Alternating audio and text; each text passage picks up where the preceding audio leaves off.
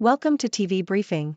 The content of the briefing includes: Robert De Niro's former top assistant says she found his back-scratching behavior creepy. What happens to crypto after Sam Bankman-Fried?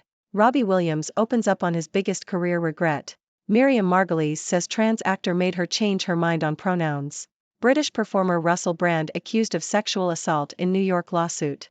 Robert De Niro's former top assistant says she found his back-scratching behavior creepy. Associated Press. Robert De Niro's former executive assistant, Graham Chase Robinson, has testified in a New York civil trial that she found the actor's behavior controlling and abusive before she quit her job in 2019. Robinson is seeking $12 million in damages from De Niro, 80, for gender discrimination and retaliation. De Niro is countersuing for $6 million for breach of loyalty and fiduciary duty. Robinson claimed she had mental breakdowns and suffers from anxiety and depression. What happens to crypto after Sam Bankman-Fried? BBC.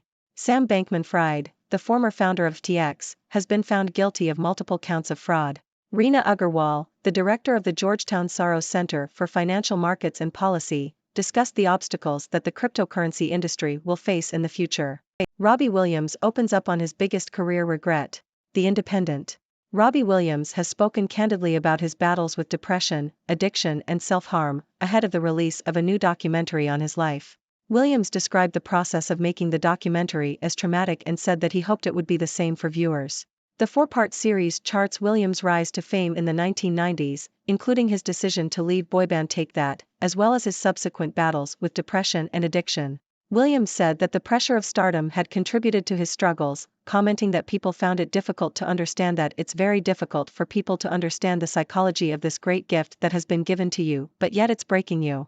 The documentary also explores Williams' relationships with ex-girlfriend Jerry Halliwell and former Take That bandmate Gary Barlow. The singer has previously spoken about his mental health issues and addiction, including a 2018 interview in which he described his use of antidepressants and his diagnosis with attention deficit hyperactivity disorder. Miriam Margolyes says trans actor made her change her mind on pronouns. The Independent. Miriam Margolyes, the actor best known for her role in the Harry Potter films, has revealed that a conversation with a trans actor made her change her mind about using non-binary pronouns. Margolyes, who is 82, said that she had initially been resistant to the idea of using they/them pronouns instead of he/him or she/her pronouns, as she was very keen on grammar. However, a discussion with the Australian actor Zoe Terrakes, who identifies as non-binary and transmasculine, made her realize that using the correct pronouns was important. British performer Russell Brand accused of sexual assault in New York lawsuit. Yahoo! Russell Brand has been accused of sexually assaulting an extra on the set of the 2011 film Arthur, in which he starred. The lawsuit, filed in New York, follows recent accusations in the British press. Brand, who has denied ever having non-consensual sex, became well known as a comedian and broadcaster before positioning himself as an internet social commentator. He has been blocked from earning revenues on YouTube as a result of the allegations. Texas Rangers parade, fans celebrate first World Series, Corey Seager takes timid Astros jab. Yahoo! The Texas Rangers won their first ever World Series championship. The victory parade was held in Arlington on Friday afternoon. The route began in the entertainment district just south of Globe Life Field, looping clockwise for about 1.9 miles. The team clinched its milestone victory in a 5-0 road win over the Arizona Diamondbacks, 2 days before the festivities. The franchise's long-awaited win finally came in its 63rd season.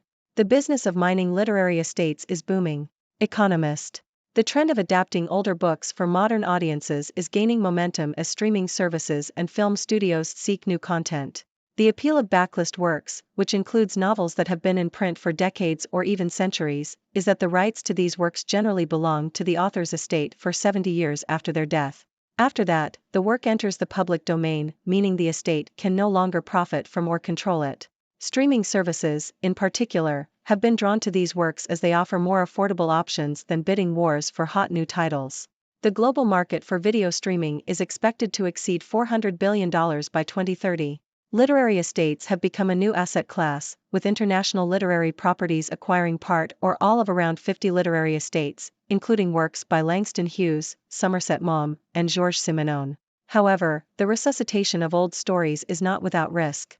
Updating texts to appeal to contemporary tastes or censoring offensive words can be highly controversial and spark accusations of revising history. How to Train Your Dragon live-action feature pushed due to actors' strike. Yahoo! Universal and DreamWorks Animation have announced a change in the release date for the live-action version of How to Train Your Dragon. The film has been moved from March 14, 2025 to June 13, 2025.